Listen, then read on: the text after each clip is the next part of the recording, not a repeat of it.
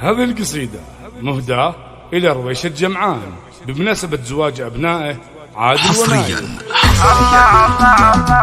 مرحبا بضيوفنا بالعموم من الحضير، اسم ابو خالد رويشة نيابة عن هالليل. ارحبوا ثم ارحبوا من كبير ومن صغير، عد همال البسم من سحاب يهملي. مرحبا بضيوفنا بالعموم من الحضير، اسم ابو خالد رويشة نيابة عن هالليل.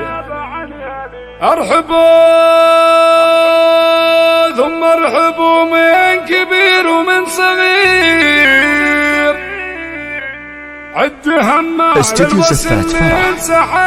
للطلب والاستفسار يرجى الاتصال على 05-660-795-14. زفات وشيلات. مرحبا بضيوفنا بالعموم من الحضير، اسم ابو خالد رويشة نيابة عن هالليل. ارحبوا ثم ارحبوا من كبير ومن صغير، عد همال البسم من سحاب يهملي. المعزب كان يرحب وانا اخوها الكبير، والكبير الله ولا غيره الوالي ولي.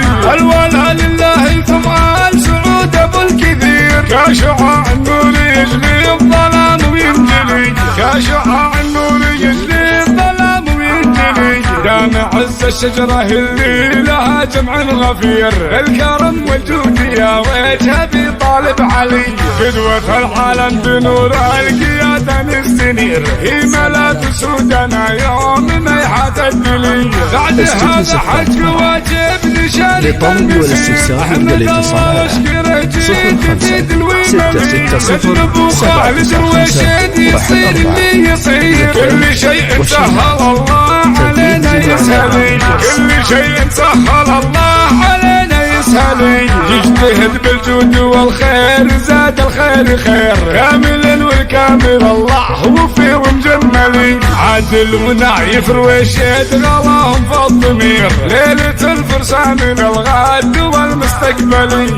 الله يبارك لكم يا سميع ويا بصير، استجيب لدعوة الداعي اللي يعملي. واحد ما غيرك حدين بها الدنيا خبير، انزل القرآن على محمد منزلي، والختام المسك صلوا على الهادي النذير. الرسول المصطفى من خطايا وجهلي، الرسول المصطفى من خطايا وجهلي، والختام المسك صلوا على الهادي النذير.